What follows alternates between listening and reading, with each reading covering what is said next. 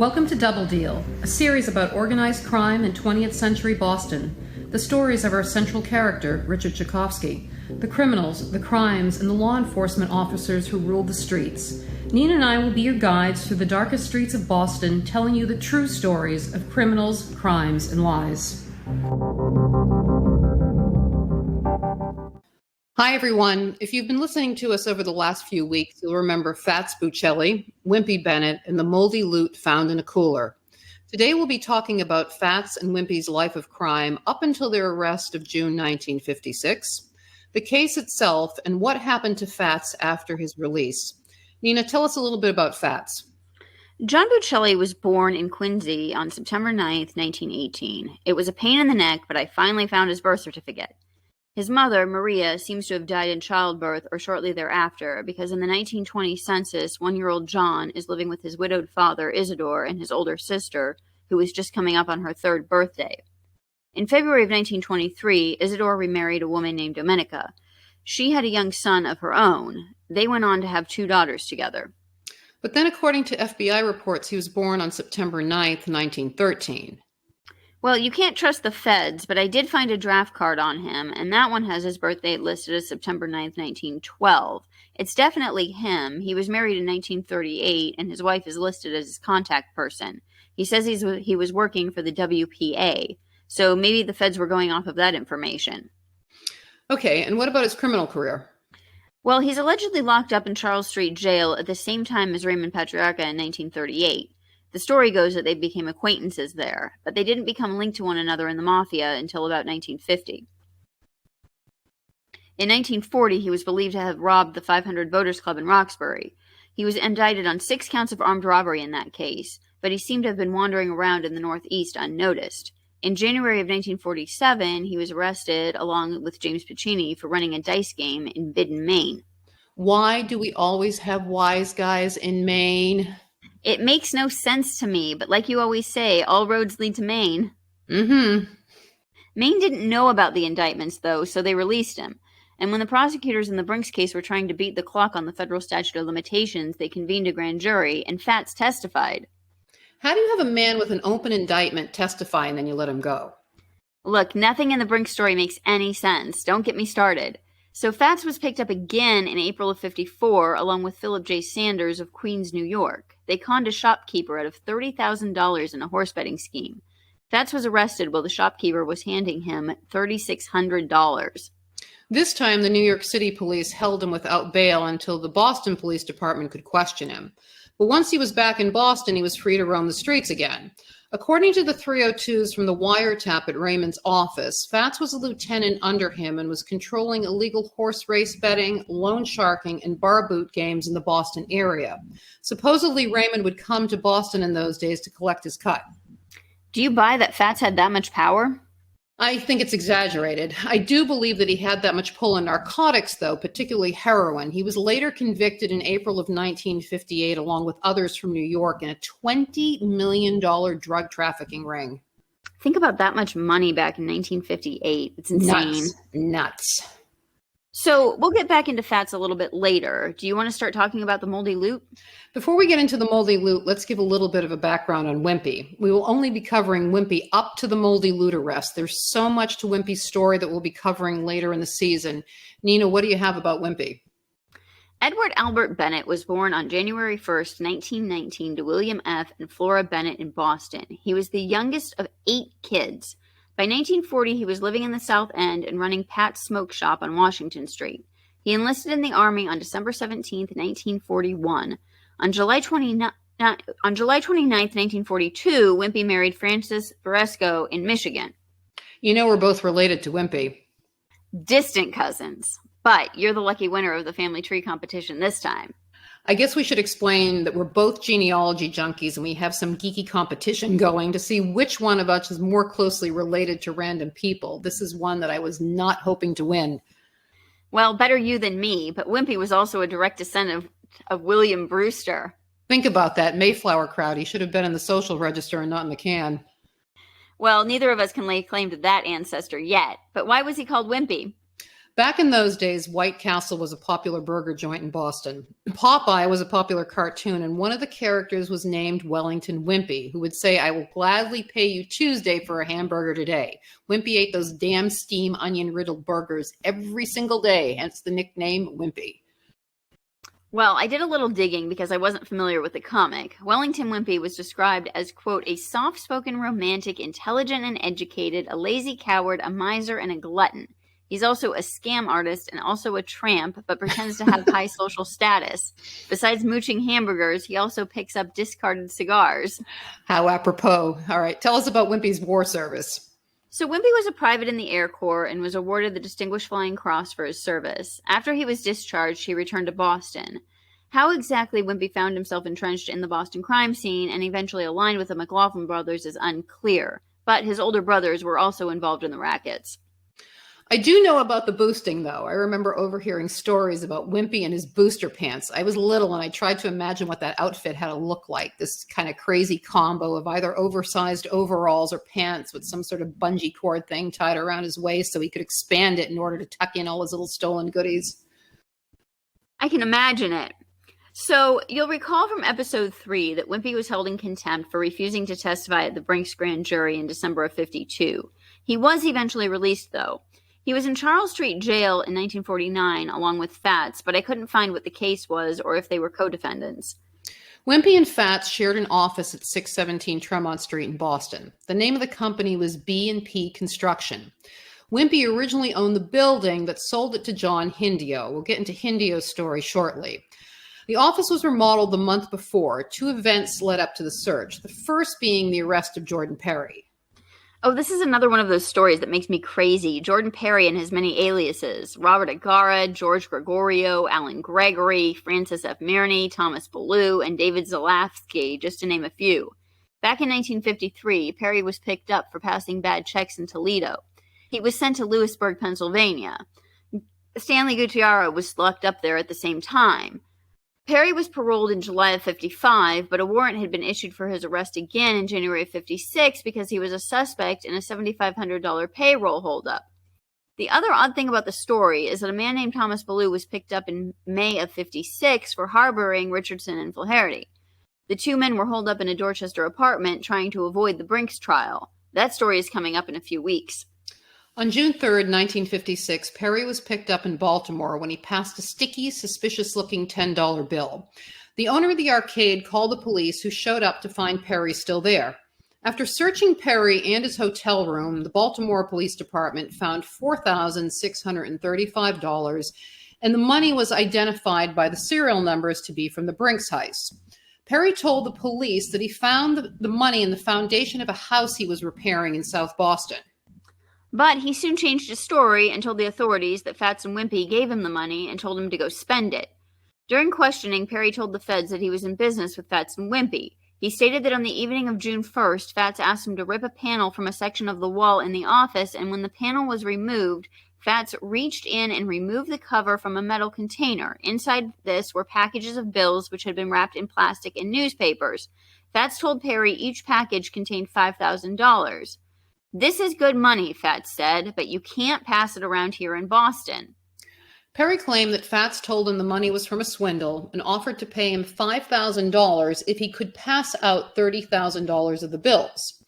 He told the FBI that he accepted Fats's offer, took $1,000 up front, and saw another 6 packages being placed in Wimpy's briefcase. On June 2nd, he left Massachusetts with $4,750 of these bills and began spending the money. But before Perry went on his spending spree, he claimed that he and Wimpy left the Tremont Street office and headed back to Wimpy's house in Weymouth. He said he had known Wimpy for 9 years and met him when he rented an apartment from him at 617 Tremont Street. They counted the money at Wimpy's house, but out of the $30,000, only $4,750 wasn't destroyed by mold. Wimpy put the moldy money back in his bag and drove Perry back to Boston. The next morning, Perry hopped a train to New York. He got off at Grand Central Station, took a taxi cab to LaGuardia Airport, but there were no flights to Philadelphia. So he took another cab to the Newark Airport. There he got a flight to Philly and a taxi from the airport in Philly to the Broadway Hotel. The next day, he went to the rail station in Philly and took a train to Baltimore. First, he took a cab to the YMCA, but they had no rooms, so then he went to the Emerson Hotel and checked in. Planes, trains, and automobiles, and violating your parole. Does that make any sense to you?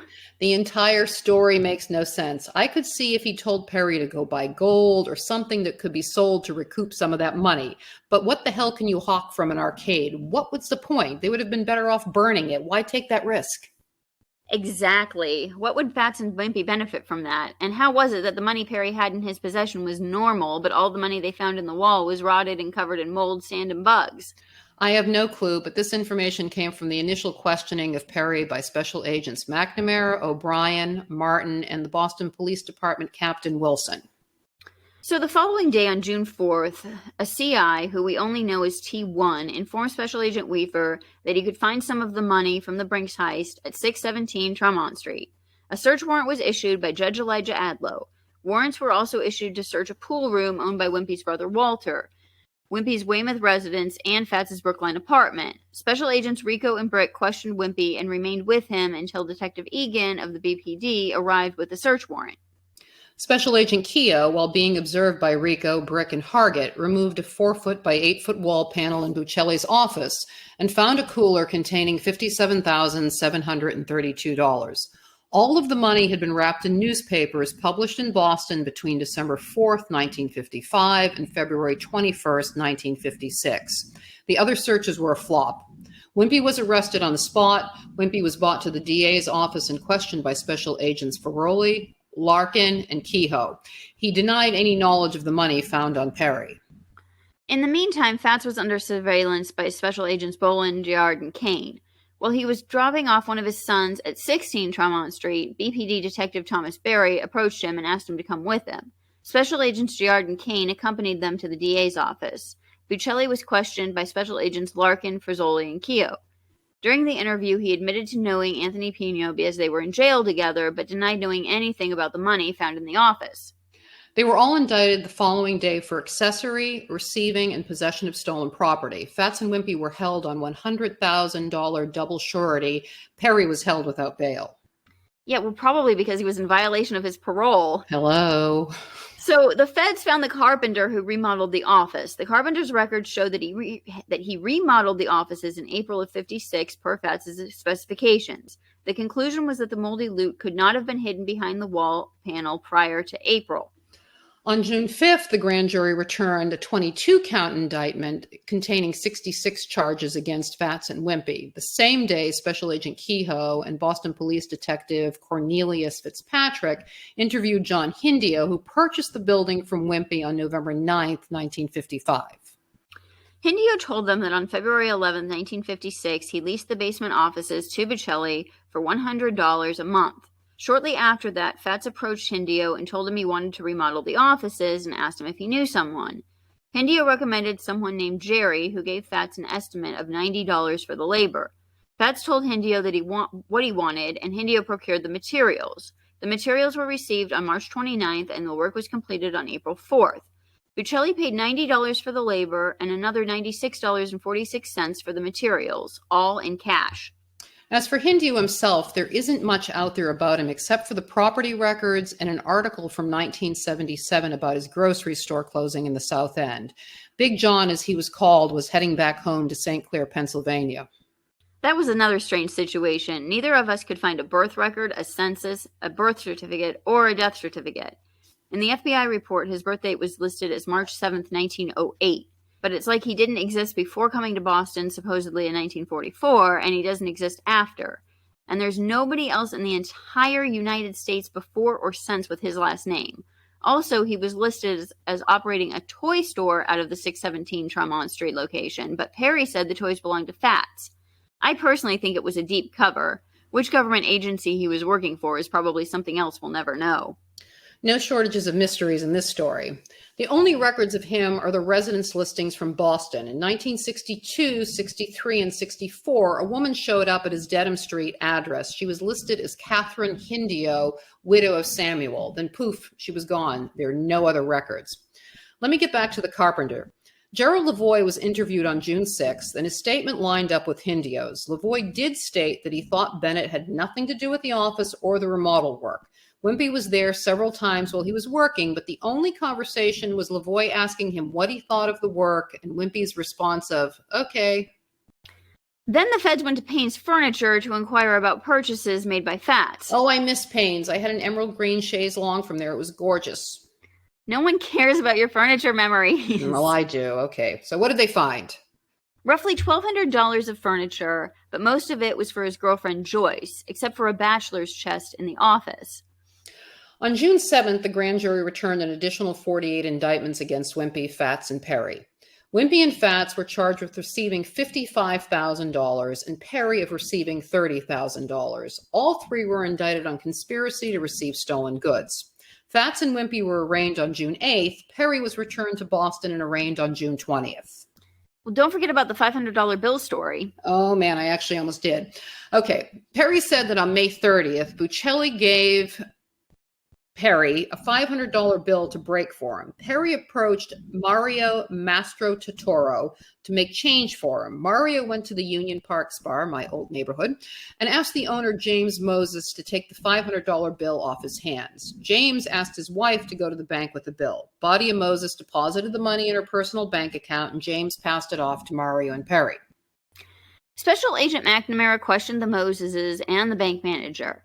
The bank was still in possession of the bill, and it was checked against the Brinks loot and all other robberies. Another flop. The bill was clean. And surprise, surprise, the fingerprints that were taken from the cooler, the newspapers, and the money also came up blank. While the investigation was continuing, the judge decided to split up the suspects. Wimpy was sent to Springfield, Fats to New Bedford, and Perry was at East Cambridge. All three men were convicted. Wimpy was sentenced to 1 year in Deer Island, Fats was sentenced to 2 years, and Perry was later sentenced to 2 one-year concurrent sentences at the Middlesex County House of Corrections.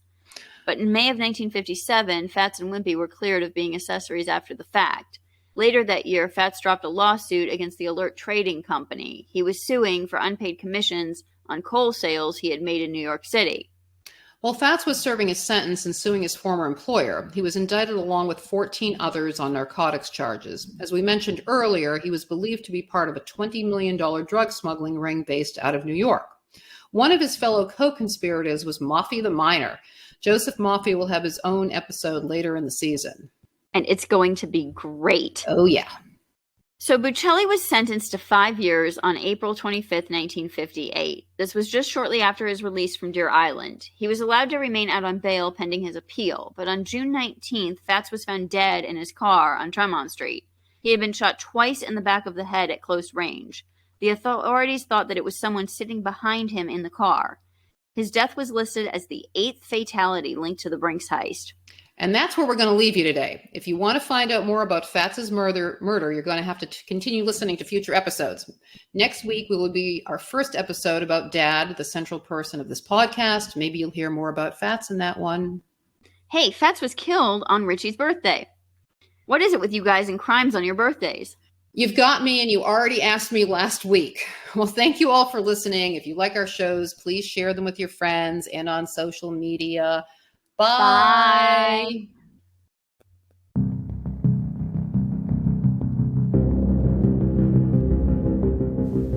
Double Deal. True stories of criminals, crimes, and lies.